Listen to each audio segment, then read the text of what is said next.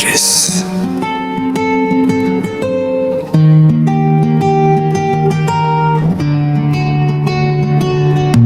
Səndən yaman nigaranam, xəbər yetir mənə Təbriz. Başın üstə çöküb duman, bəxtin yatıb yenə Təbriz.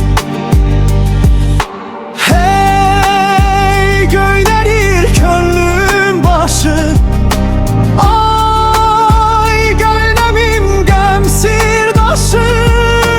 Geri dönüb ömrün qışı, bəxtin yatıb yenə Təbriz.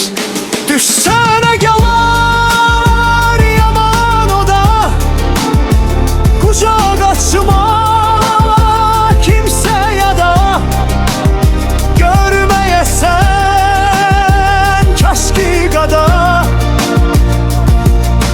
bəxtin yatıb yenə Təbriz. Düşsənə gələr yaman o da, kucaq açma kimsəyə da. Görməyəsən kəşki qada, bəxtin yatıb yenə Təbriz. Ağlayıram gilə-gilə, nəm üzümü silə-silə. Gəzir dərdin dildən dilə, bəxtin yatıb yenə Təbriz.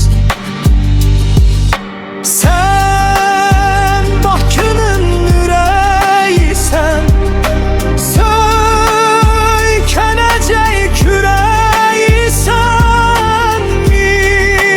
Millətimin gənəyisən, bəxtin yatıb yenə Təbriz.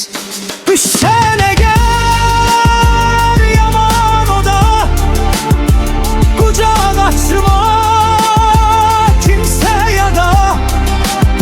Görməyəsən kəşki qada, bəxtin yatıb yenə Təbriz. Düşsənə gələr yaman o da, kucaq açma kimsəyə da. Görməyəsən kəşki qada, bəxtin yatıb yenə Təbriz. Təranə sevdalı.